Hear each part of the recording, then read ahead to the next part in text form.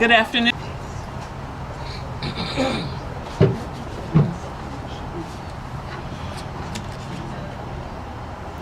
Good afternoon. Good afternoon. Thank y'all so much for your patience and welcome to the Chappie James Museum. Let us give the legacy of this museum a hand. Not only that, I'm just trying to warm y'all up. So you can just, and anytime you feel, just, you know, when Dr. Roberts get up here, you just want to clap. Just go ahead and clap. It warms your heart, warms your head, warms your heart, warms your hand. And welcome on this special Veterans Day that the Chappie James Museum, the board, and the volunteers thought it not robbery to honor this great man of Pensacola.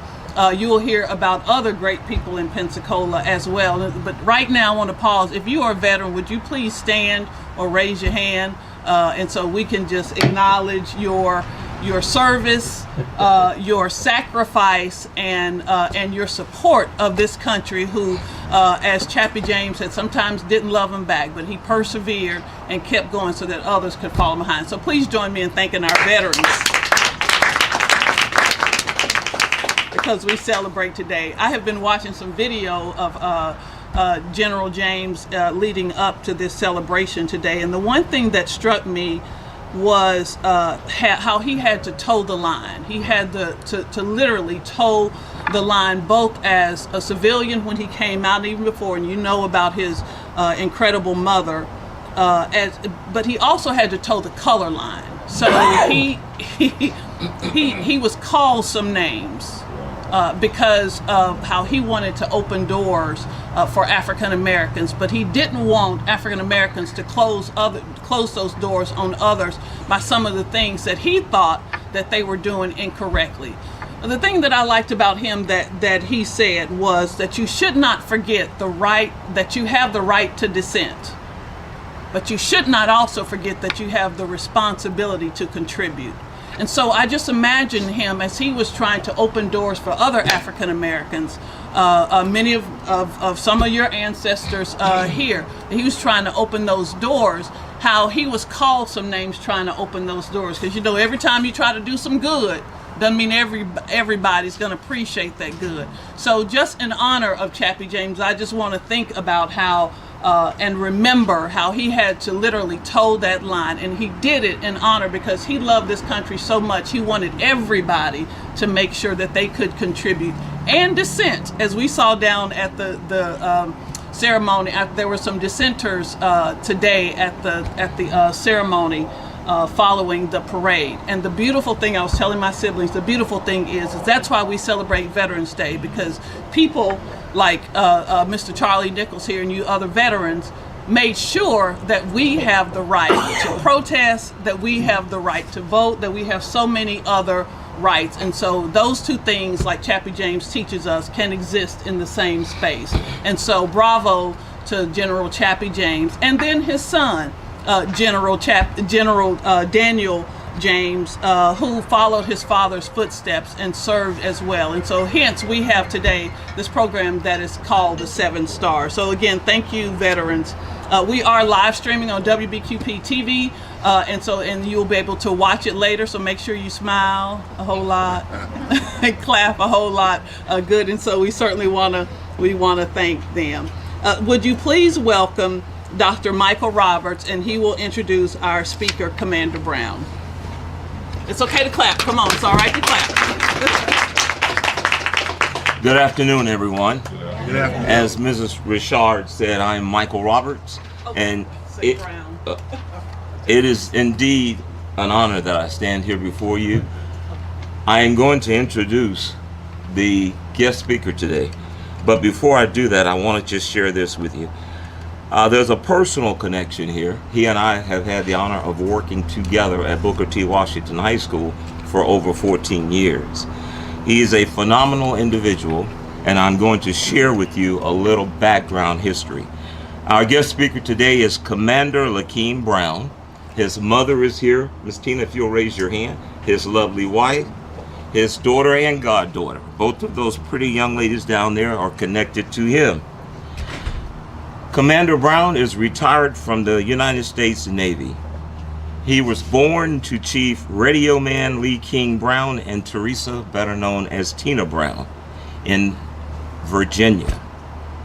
Throughout King's childhood, he moved with his family to a variety of locations during his father's naval career. In 1981, Commander Brown graduated from Pensacola Woodham High School. Mighty Titans. He attended the University of Florida and Pensacola Junior College, which is now Pensacola State College, earning his associate's degree in business. And in 1983, he enlisted into the United States Navy as an electrician. In 1986, then Petty Officer 3rd Class Lakeem Brown was selected for the Navy's BOOST, which is an acronym for Broaden Opportunities for Officer Selection and Training, which he entered and excelled and did well, which was located in San Diego, California. In 1987, he earned a Navy ROTC scholarship and was sworn in as a midshipman at Florida A&M University. In 1990, he earned a Bachelor of Science degree in Business Economics and was commissioned as an ensign and designated a surface warfare officer. Lakeem Commander Brown career assignments are vast and too numerous to touch upon all of them today.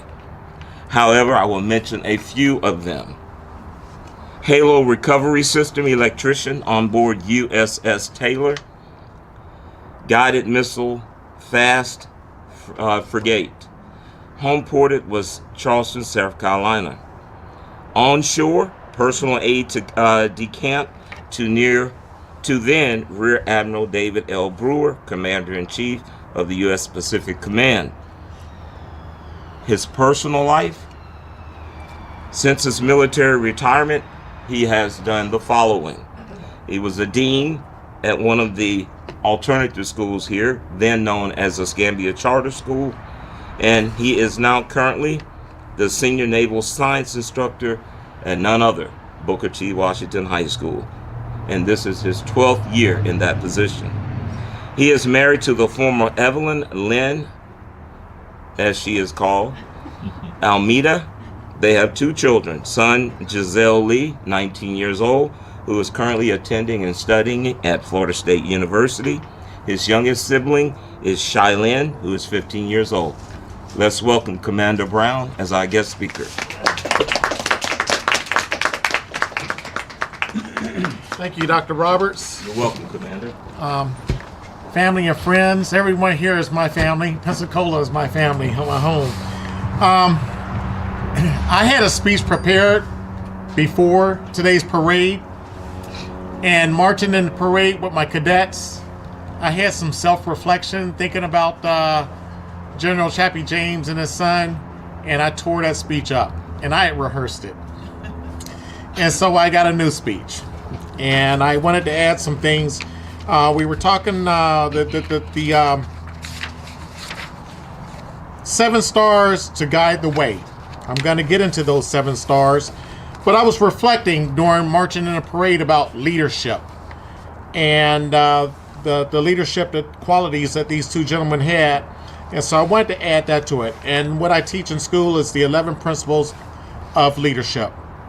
The 11 principles of leadership are deeply reflected in the lives and careers of General Chappie James and his son, Lieutenant General Daniel James III, through their shared commitment to duty, integrity, and excellence.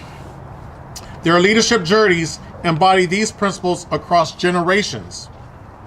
So here's how the 11 principles of leadership resonate with both of these men. Number 1, know yourself and seek self-improvement.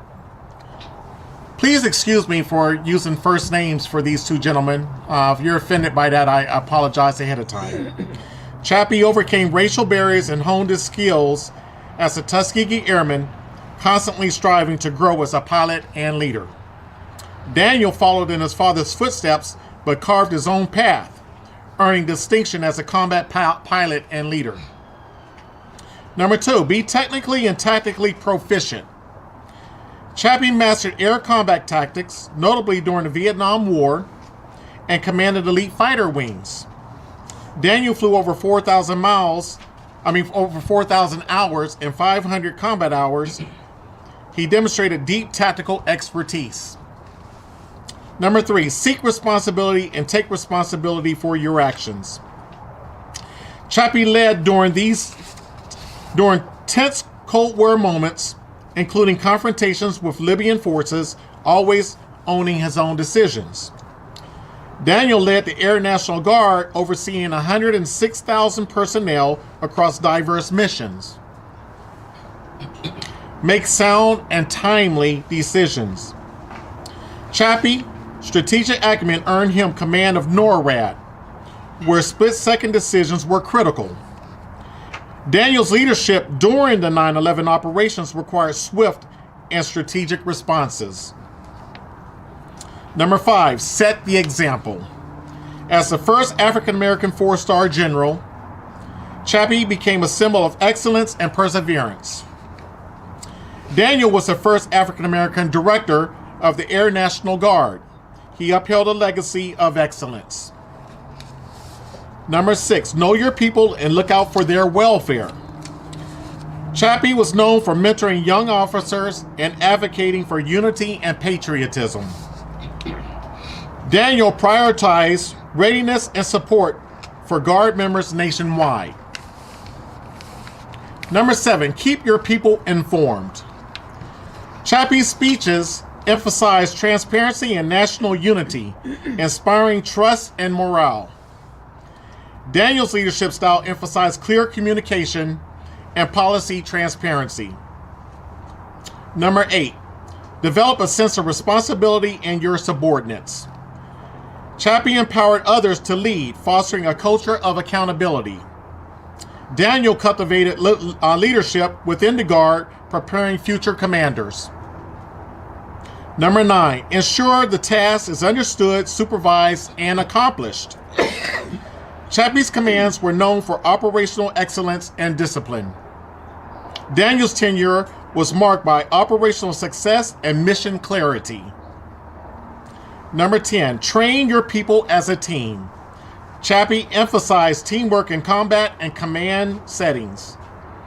Daniel fostered unity across geographically dispersed units. Number 11, employ your unit in accordance with its capabilities. Chappie strategically deployed forces based on their strengths, especially in high-stakes missions like Operation Bolo. Operation Bolo, if you didn't know, in Vietnam, was when several MiG fighters were shot down, more than any has ever been shot down in one campaign. Daniel aligned Guard capabilities with national defense needs, especially during Homeland Security missions. Now we're going to talk about the 7 stars to guide the way.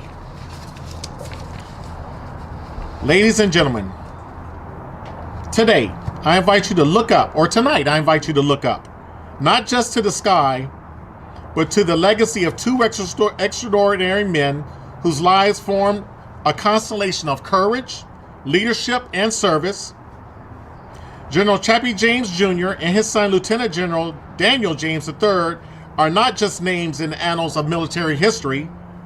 They are stars, 7 of them. In fact, that continue to guide the way for all who believe in the power of purpose, perseverance, and patriotism. Let's begin with the first star, honor. Chappie was born here in Pensacola in 1920, at a time when segregation was law and opportunity was scarce. He dared to dream of flight.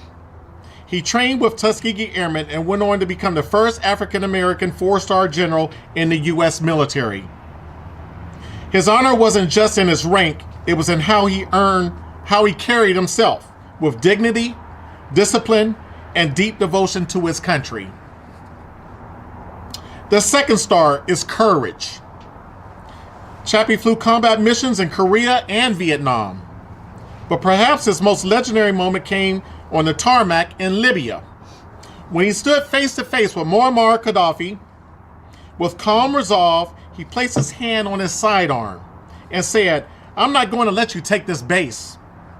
You're not big enough." That wasn't just courage. It was command presence in its purest form. The third star, excellence. His son Daniel inherited that same drive. He flew over 300 combat missions in Vietnam and later became the first African American to lead the Air National Guard. Under his leadership, the Guard modernized, diversified, and expanded its mission. He didn't just follow in his father's footsteps, he carved his own path of excellence. The fourth star is perseverance. Both father and son faced barriers, racial, institutional, and cultural. But they never let those barriers define them. They broke through the ceilings not with bitterness, but with brilliance.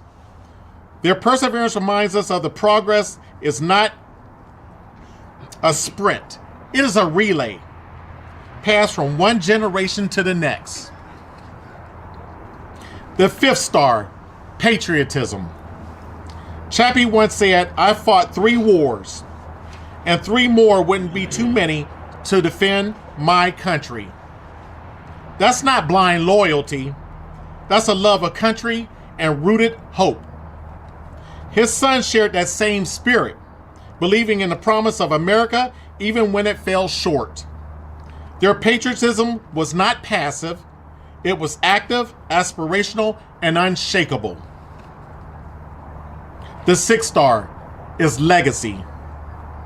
The James family didn't just make history, they changed it. They opened the doors for others to walk through. They showed that leadership is no color, that valor knows no boundaries. Their legacy lives in every pilot who takes to the skies, every cadet who dares to dream, and every citizen who believes in more perfect union. Finally, the seventh star, leadership. Chappie led with fire and flair. Daniel led with quiet strength and strategic vision. Together, they modeled a leadership that was principled, inclusive, and transformative. They didn't just command troops, they inspired generations. So tonight, as we reflect on their lives, let us remember the sky is not the limit. It is the starting line. Together, these 2 great men exemplify how leadership principles transcend generations. Their stories are not just about military success, they're about character, resilience, and service. In the constellation of American military history, few stars shine as brightly as enduringly as those of Chappie James and Daniel. Their lives marked by courage, integrity, and trailblazing leadership form a celestial guide for future generations. The metaphor of 7 stars to guide the way evokes not only the North Star of moral clarity, but also the constellation of values that defend their service: honor, courage, excellence, perseverance, patriotism, legacy, and leadership. The 7 stars of honor, courage, excellence, perseverance, patriotism, legacy, and leadership are not just their story. They can be ours too. Let them guide us. Let them lift us.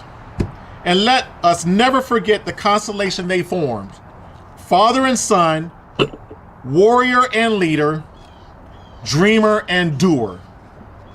Thank you very much.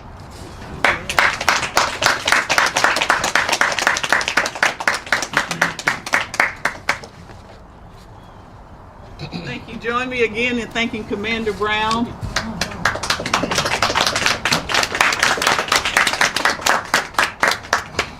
I don't know how many stars you got, Commander Brown, but I suspect that with those students at Booker T that you are letting your light shine as well, and so we are grateful. Well, you said absolutely, yeah, we are grateful for that. So please join me in thanking Commander Brown again.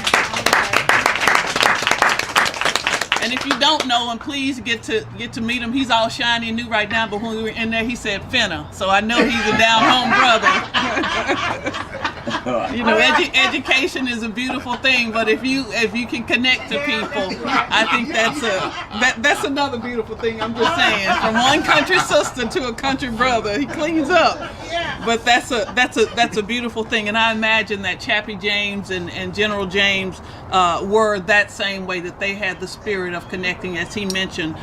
Chappie reaching back and teaching youngsters. One of my favorite people I got a chance to interview was Walt Richardson.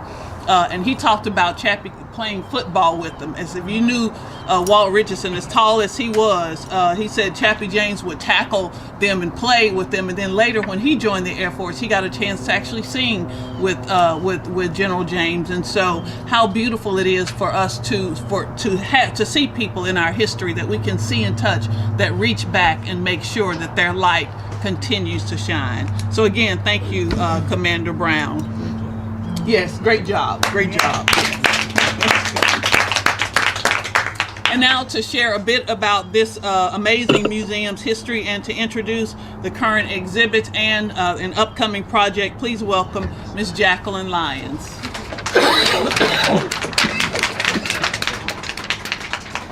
Hello, welcome to Chappie James Museum. Like she said, my name is Jacqueline, and I just wanted to let you know, as you walk through the museum, we have honored a few of our local legends here. You'll see Clifton Curtis Jr. displayed in our museum. Jewel Canada Wynn is also displayed. James Reed Polkinghorne is also displayed in there today, along with Arthur L. Williams. So please take your time and walk through the museum and look at those displays. Some of the new upcoming events that we're having, we are working on a future museum walkthrough exhibit that will display the timeline of Chappie James' life. And also coming up in February, we have the Chappie James Gala. So if you're interested in sponsoring a table or coming, please come out and join us. Thank you. Thank you, Jacqueline. I thought she was going to ask for money too. So listen. Yeah, but every day this museum, Wednesday through Saturday, is open to the public, and it took a bevy of volunteers and family members, people who love this community, to put this. So if you feel like, especially with the end of the year coming up, this is a great place to make a donation to put it in your will. I ain't saying nobody's gonna die anytime soon. I'm just saying you can think about your legacy and put the Chappie James Museum in your will. They are a 501c3 organization, and they work on donations and gifts. So they are a worthy cause. And again, as Commander Brown said, letting your light shine. Let's help the Chappie James Museum continue to let their light shine. So at this time, we're going to have Mr. Michael Griffin, who is associated with the Chappie James Flight Academy, have some remarks. Did he step back inside?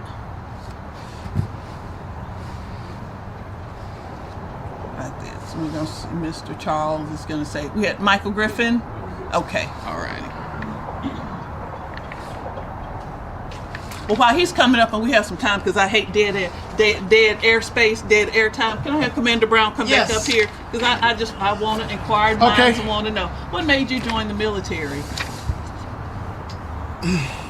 When you running away from somebody? I never answered the question what I want to be when I grow up. And in the Navy, I became an electrician when I was enlisted, and then after being out in the fleet, I saw some officers that didn't quite measure up to what I thought were good leaders, and I said I felt that I could do better, and I was inspired to apply for the Navy ROTC scholarship and got blessed to receive that, and was determined to get back out in the Navy and continue on with my career. But I wanted to lead and see the world and follow my dad's footsteps as well, being a Navy sailor. So that was it. I'm thinking about what Chappie James said, it's your right to dissent and your right to contribute. So you literally took what he said, instead of saying, I'm not just going to dissent with this bad leadership that you saw, but you had a responsibility you knew about your responsibility to contribute. That I could do better. I could do better, yes. And being enlisted and then becoming an officer, they like to float around the term Mustang coming through the enlisted ranks, and you're a different leader when you've worn the shoes of those that you're leading.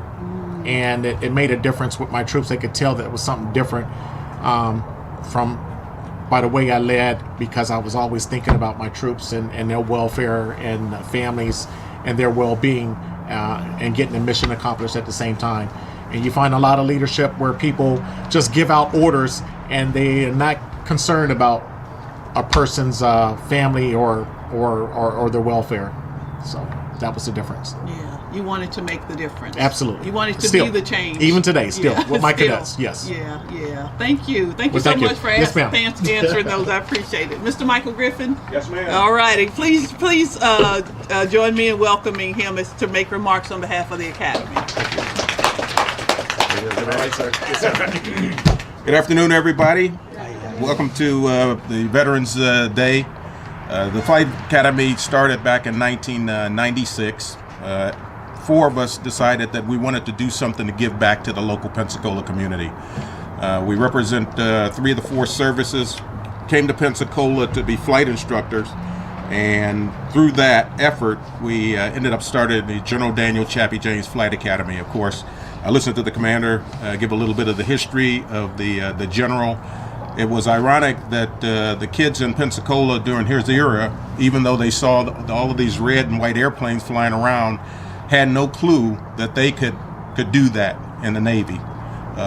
So we decided that we would honor the native son, General Daniel Chappie James Jr. Instead of, be quite honest with you, instead of giving you a speech, I would much rather take you into the Flight Academy and show you what the kids have been experiencing for the past 30 years. And we started in 1996, so would you like to go see the Flight Academy? Let's go show and tell instead of talk. How about that? We're going to finish the program first. Okay. You're going to finish your program. We'll finish the program first. You're going to just take all of my audience with them. I know, right? It's like, come on, I like that. We lead from the front. Oh, you lead from the front. Okay. Well, I got a commander back here now. I'm just saying.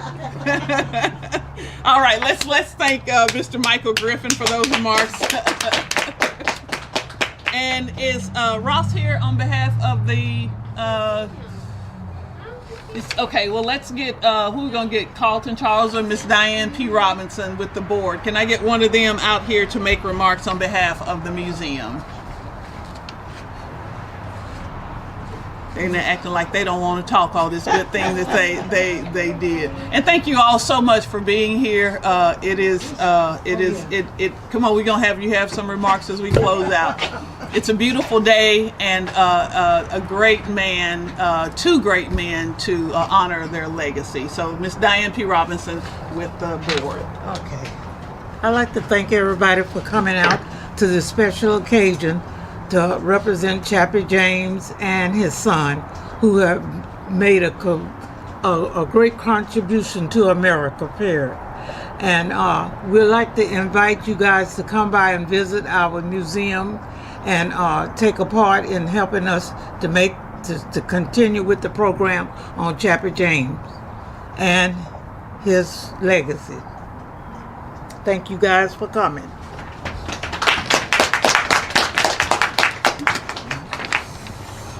Thank you, Ms. Robinson. And we invite you, as you heard Michael, we invite you to, is the museum open? Can they take a peek inside the museum? We invite you to take a peek inside the museum and share in that legacy, especially on today. The Flight Academy, Michael has invited you to look at the Flight Academy as well. And as you heard Jacqueline say, the upcoming exhibit, the Future Museum Walkthrough, exhibit is showing their distinguished military career, so make sure that you look for that, and I'm sure you can join them on Facebook and all the social media, and again, those announcements that she made about the gala, the upcoming gala. It's a fantastic fun time for a great cause. And just remember, I was talking to a gentleman today, remember as you go over as we know, it's the 3 Mile Bridge, that you are literally crossing a legacy. So that bridge is the General Chappie James bridge, and so that the name change for that was powerful. It was powerful in the face of the former name change, the former gentleman, Philip Beale, who was known to have some racist tendencies. And so to see that bridge name for General James, and where he wanted all Americans to succeed, was a monumental cause. And so I really do salute them, those who wanted to do that and made that happen. So again, thank y'all so much for coming to the special presentation for the Chappie James Museum, the 7 Stars. We certainly want to thank Commander Lakeem Brown for sharing his wisdom and knowledge, sharing those 11 principles, and especially the purpose, perseverance, and patriotism that we saw with Chappie James. You're invited for refreshments after. We took all the calories out because it's Veterans Day. There are no calories in there today. Meet each other, and especially meet Commander Brown. Thank you so much. And again, thank you to WBQP TV for live streaming this. Thank you.